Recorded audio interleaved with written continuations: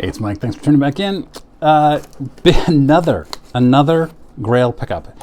Remember, like 6 months ago, I was talking about picking up a Grail card once a year, and now I'm doing it once a month.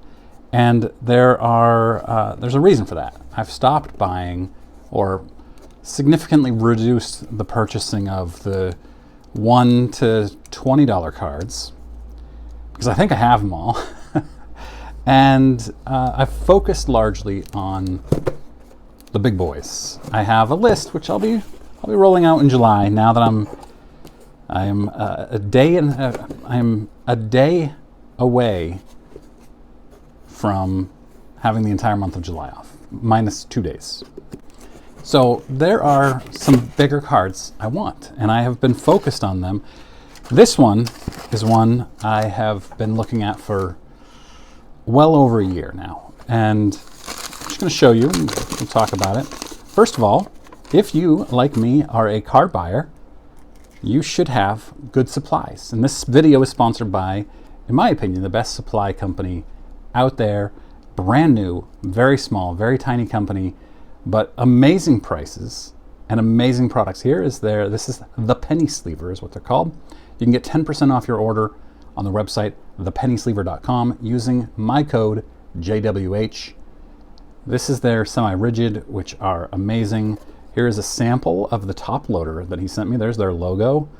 I have their top loaders, I have their semi-rigids, I have a lot of stuff, and it's amazing. I use it a lot, especially the semi-rigids, which I find to be the best in the industry. Remember, thepennysleever.com, use my code JWH for 10% off. So, this card, whew.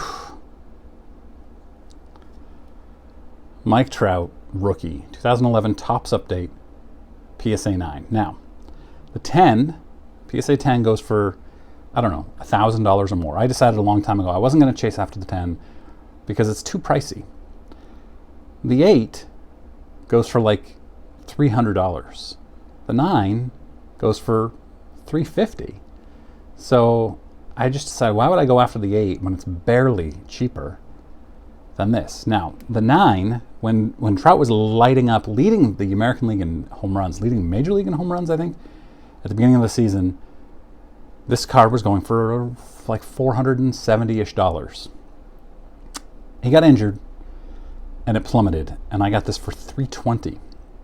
If you look back at all the sales on eBay for the last month or so, mine is the cheapest, $321.09. That's the exact snipe bid, max snipe bid I put in is what I ended up getting it for in an auction. And so this is what I've been doing. I've been going in and watching on eBay, and I've talked about this a lot. Patience, patience, patience. Especially if you're a vintage collector who has their eye on a very small number of ultra-modern players who are injured. Now, I'm not suggesting we root for these players to get injured, but it benefits us to wait for them to be injured.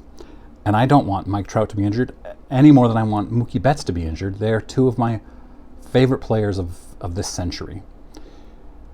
But we know the players get injured. And so waiting for that to happen, rather than waiting for them to get hot or buying at their peak when they are hot, is beneficial to us. And so during the off season and when Trout missed the playoffs last year yet again, I would go in and I'd watch a bunch of them, and my target price was like under $350 in an auction. And no buy it nows ever got that low.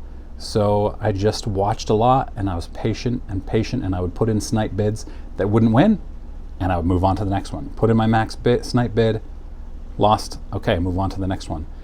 And finally one hit, because he's injured. The Angels are terrible. People are sick of the injuries. People don't want to keep paying these prices. It's very possible that these keep going down into the 200s, but I felt comfortable buying at this price. It is a little off center, left to right, which is not my favorite, but that's okay at this price. So when a player gets injured, like Mookie Betts is injured right now and has been for 2 weeks maybe, I like to wait. I think that the prices the prices aren't going to settle low immediately. I'm actually hoping to pick up a Mookie 2014 autograph of some sort at the National. I'm hoping it's enough time after his injury happened, but still there's no talk of him being back at that time, although honestly I'd rather him be back by the National because I love Mookie Betts. My favorite player. He is my number one favorite player of this century, I would say. Post 2004 Red Sox, let's say. And so I hope he's back, but if he's not at the National, I'm hoping that those prices have come down enough that they reach a level where I'm comfortable buying the card that I want at the National.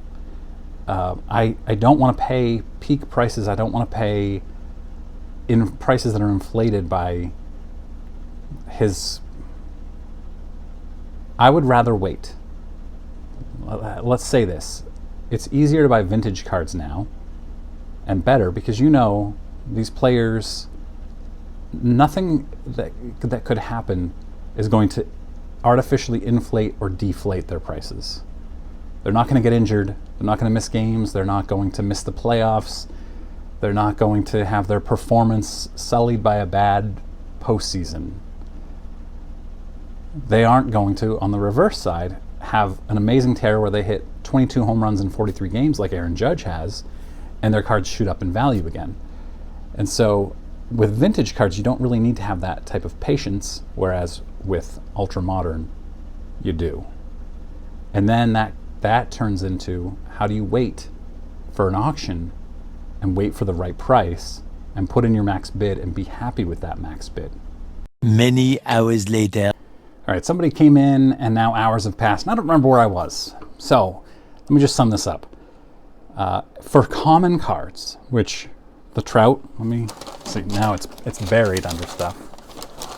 For Trout, his rookie is a common card. Don't get caught up in thinking you have to pay comps or above comps. You should only be paying above comps on a rare card, in my opinion, or when you're just really excited and want the card.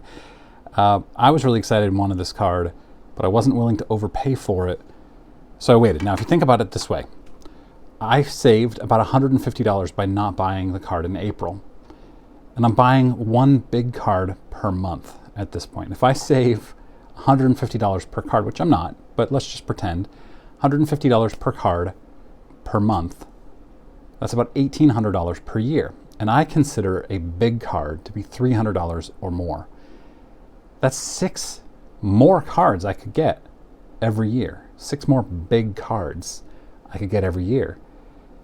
That's significant to me when you think about it.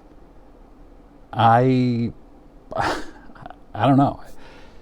But back to what I was talking about, an 8 going for $280 or $300 and a 9 going for $320 in this case, which would you rather have? Would you want the 8 at 90% of the price, 95% of the price? I'll take the 9. I will never pay for the 10 unless I were significantly wealthy. Let me know what you think about this strategy. Hopefully, if you have some other thoughts, I'm happy to hear it. If you prefer not grading, that's fine too. I hear grading is a scam on every single video. I appreciate your opinion. I like getting certain cards graded. That's just me. All right, hope to be back with a Attic Find Friday tomorrow, and then all kinds of stuff starting in July. Thanks very much for watching.